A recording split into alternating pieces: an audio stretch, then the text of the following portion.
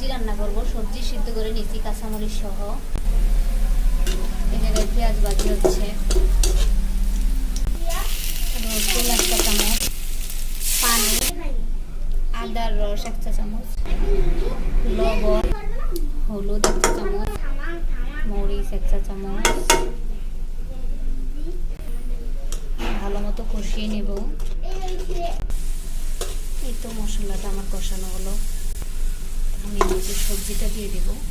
এগুলো কচুমুখী, আমার ফ্রিজের আগের ছিল। আমি সবজির মধ্যে নারিকেলটা দিয়ে ভালো মতো কষাবো। আমি এর মধ্যে নারিকেল দিয়ে দিলাম।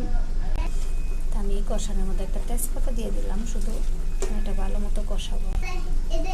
পানি দিয়ে দেবো এখন।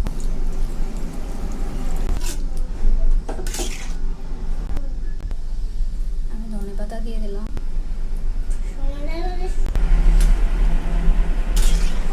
সবজির মধ্যে আমরা কিন্তু নারিকেল দিয়ে খাই অনেক সময়, যে চাকা চাকা করে কাইটাও দেই, দিয়ে খাই। কে কে খান অবশ্যই জানাবেন। তো আমি আজকে সবজিটা ঝোল ঝোল রান্না করছি, ডাল নাই তো, সবাই ডাল পছন্দ করে। তো সবজিটাকে আমি ডাল বানিয়ে নিয়েছি ঝোল দিয়ে।